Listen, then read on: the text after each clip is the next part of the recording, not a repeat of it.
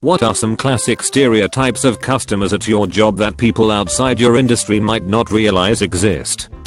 One thing I've learned working in jewelry is that you don't stereotype customers. The guy coming in filthy work clothes might own his own construction company and want to drop some serious money on an engagement ring for his girl. The person who looks like they can't afford shit might have been saving up forever to buy themselves something really nice as a treat.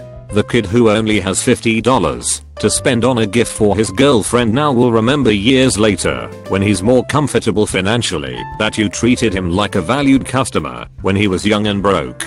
If someone has walked into 3 different jewelry stores before yours, and you're the first person who approached them and treated them like they were worthy of your time, you will make the sale. That said, there is a certain type of little old lady that is addicted to jewelry, and you can pretty much immediately tell. They're usually wearing a bunch of well-coordinated pieces, and they stare at anything you show them like a dragon who wants to add something shiny to its hoard. If they come in, and you can start a friendly conversation with them, they will pretty much always buy something. Often, they are hiding their purchases from their husbands, and because they already own so much jewelry, they can get away with, "What, this? I've had it for years, don't you remember?" The disclaimer. Now of course I'm generalizing. I have done plenty of small tattoos I have really enjoyed, and large pieces I have despised, but the opposite always seems to ring true. Thus stereotypes. The more basic stereotypes. People getting the smallest, simplest and cheapest tattoos are almost always the biggest pain in the ass, finding non-existent problems, and making you reapply the stencil 15 times, and then getting you to go change to size 20 times, and then pulling the famous 180, and changing their idea completely. And then chickening out, and thus totally wasting my time. If they go through with it, they'll never say stop. If they have to move walk off, will make a huge deal over very little pain.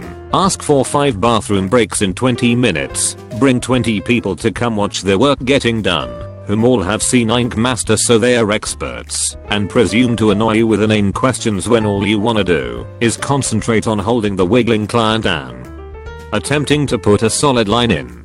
One should get what you want, but Jesus Christ, you're getting a tattoo I have done 1000 times, in the same place, and the same size. You aren't unique or special. You saw it on Pinterest, and so did thousands of other girls who are being a pain in the ass to other artists. The most agreeable clients will get a huge back pieces or full sleeves surrounding a theme they like, spend thousands, and basically agree to whatever you think looks good. You're the artist. I want to cry and hug them at consults. They are either silent and sit like rocks, or interesting that you book extra time at no extra charge so at the next act you can enjoy the conversation and relax. They come alone, or with a good friend or partner who adds to the conversation, and you hope they come to the next act.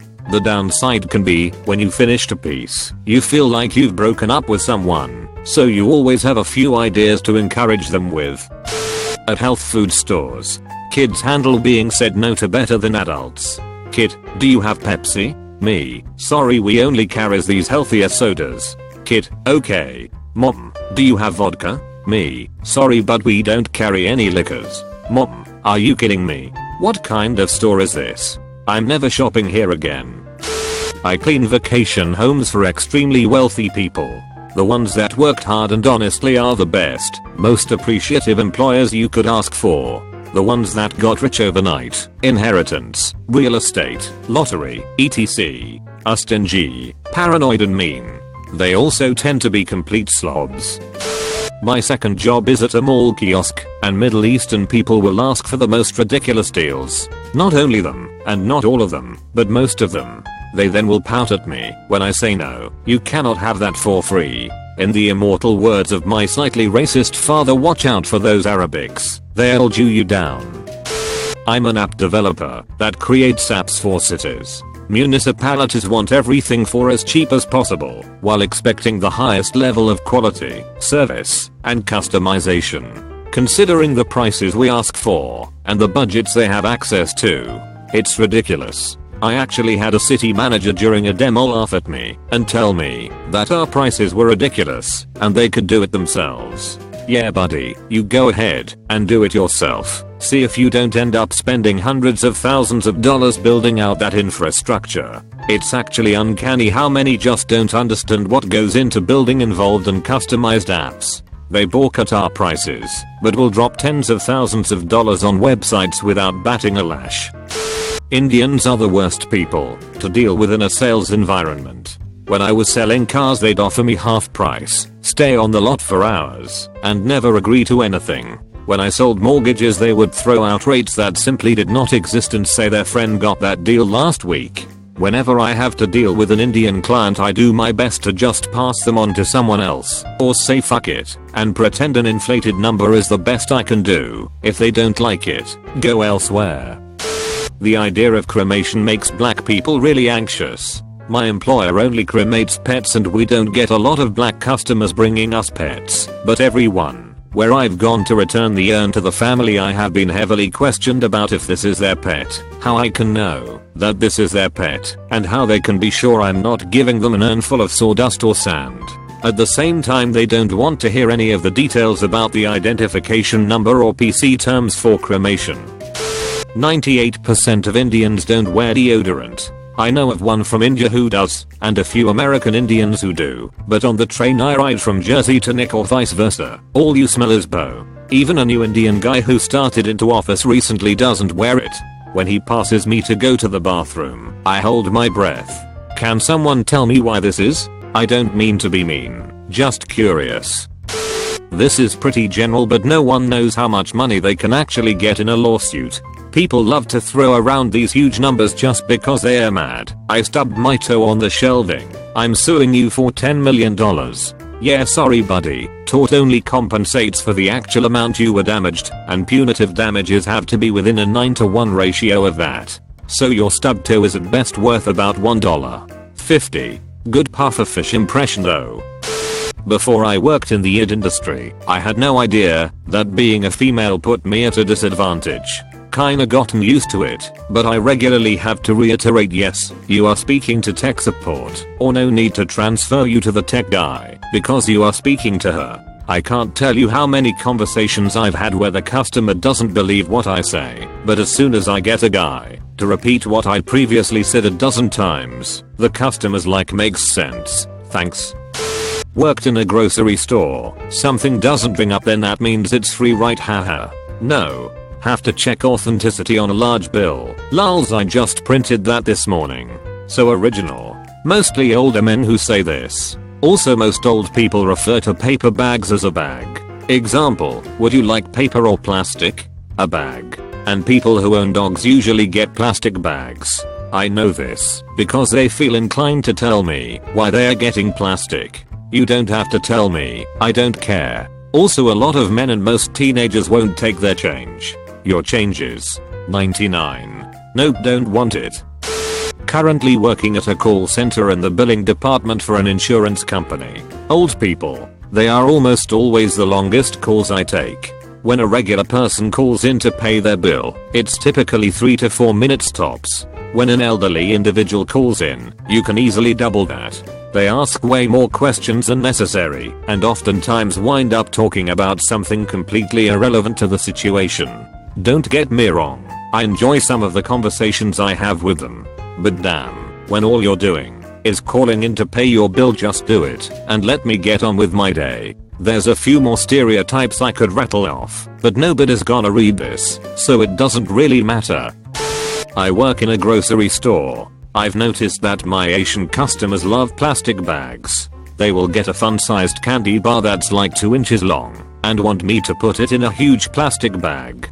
I once helped an older Asian lady check out, and she had put every single item in her cart into one of those little plastic produce bags, including boxed cereals, pre-packaged cheese, and a can of soda. Everything goes into a bag, and then it goes into a bigger bag. They are all about the plastic bags, and I have no idea why. If a Latino person gets a pastry or sweet of any sort, it will almost always have cinnamon as the main ingredient. Cinnamon twists, cinnamon bun, cinnamon muffins.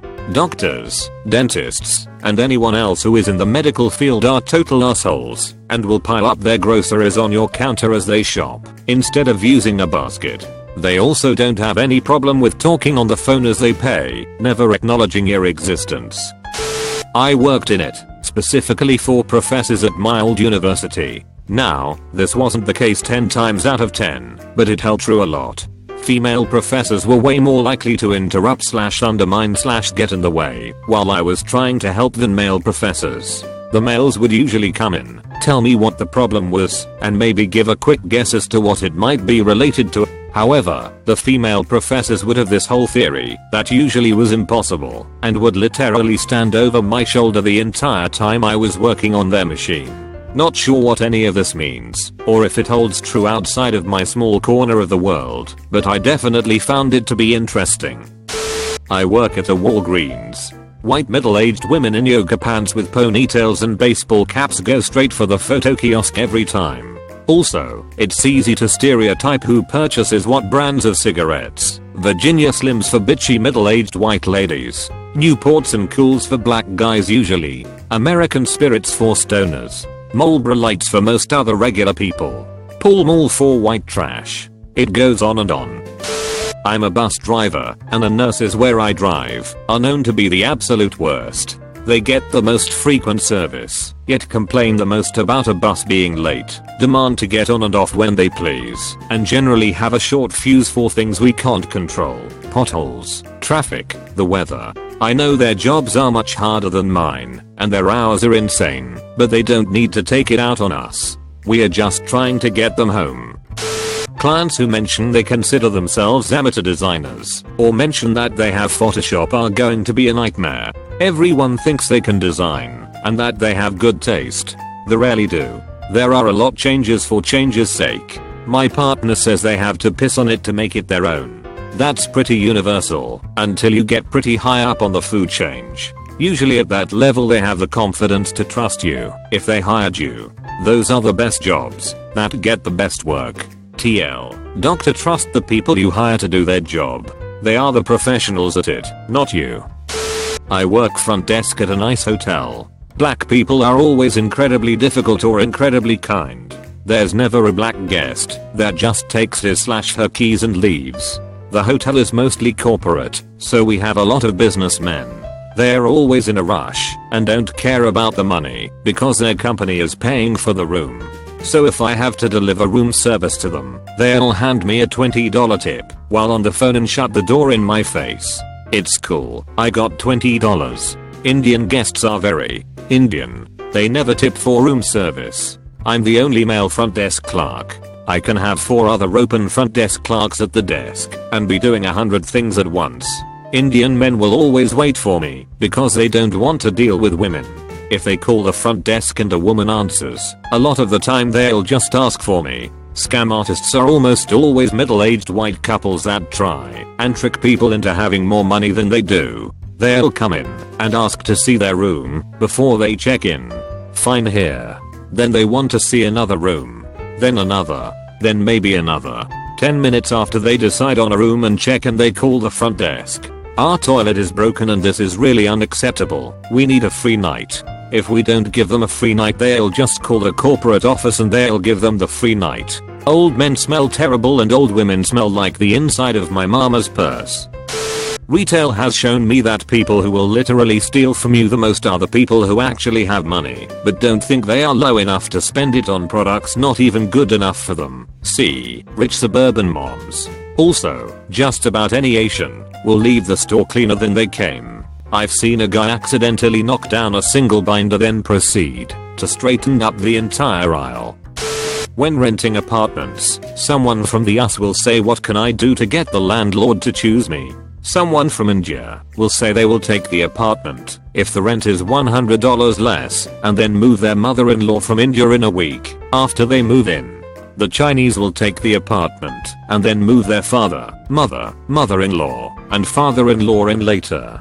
Several family members will visit from China and stay a long term during the tenancy. At the end of the lease, the signers will tell you are asking too much rent and that they will not renew unless concessions are given.